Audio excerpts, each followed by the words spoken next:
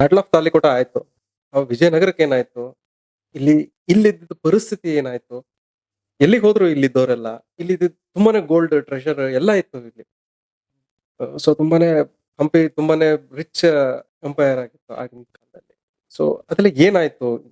ತಾಳಿಕೋಟ ಯುದ್ಧ ಆದ್ಮೇಲೆ ಆ, ಇಲ್ಲಿಂದ ಆ, ರಾಮರಾಯ ಅವ್ರ ಮಕ್ಕಳು, ಅವ್ರ ತಮ್ಮನ ಮಕ್ಕಳೆಲ್ಲ ಆ, ಏನೇನು ಆಸ್ತಿ, ಗೋಲ್ಡು ಏನೇನ್ ತಗೊಂಡ್ ಹೋಗ್ಬೋದು ಅದನ್ನೆಲ್ಲ ಹೇಳ್ತಾರ 600 ಎಲಿಫೆಂಟ್ಸ್ ಮೇಲೆ ಅದನ್ನ ತಗೊಂಡು ಪೆನುಗೊಂಡಾಗ ಹೋದ್ರು ಅಂತ.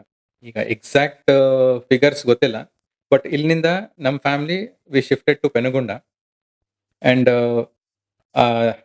ಬಹಮನಿ ಸುಲ್ತಾನೇಟ್ಸ್ ಅವರು ಇಲ್ಲಿ ಬಂದು 6 ತಿಂಗಳ ಇಡೀ ಹಂಪಿನ ನಾಶ ಮಾಡ್ತಾರೆ. Completely destroy. ಮತ್ತೆ ಇದನ್ನ ಕಟ್ಟಬಾರ್ದಂತ ಹೇಳಿ 6 ತಿಂಗಳ ಇಲ್ಲಿದ್ದು ಕಂಪ್ಲೀಟ್ ಪ್ಯಾಲೇಸ್ ಏನಿದೆ ಈಗ ಹಜಾರ್ರಾಮ ದೇವಸ್ಥಾನ ಹತ್ರ ಆ ಏರಿಯಾ ಎಲ್ಲ ಮಹಾನವಮಿ ದಿಬ್ಬ ನೀವು ನೋಡಿರಲ್ಲ. ಸೊ ಆ area was the main palace area. Okay. So ಈಗ ನೀವು ನನ್ನ ಮನೆ ನೋಡಿರಿ, ಬೇಸ್ಮೆಂಟ್ ಎಲ್ಲ ಕಲ್ಲಿಂದು, ಮತ್ತೆ ಕಡಗಿ ಪಿಲ್ಲರ್ಸ್ ಎಲ್ಲ ಇಟ್ ವಾಸ್ ಇನ್ ವುಡ್, ಮತ್ತೆ ಮೇಲೆ ಇಟ್ ವಾಸ್ ಬ್ರಿಕ್ಸ್.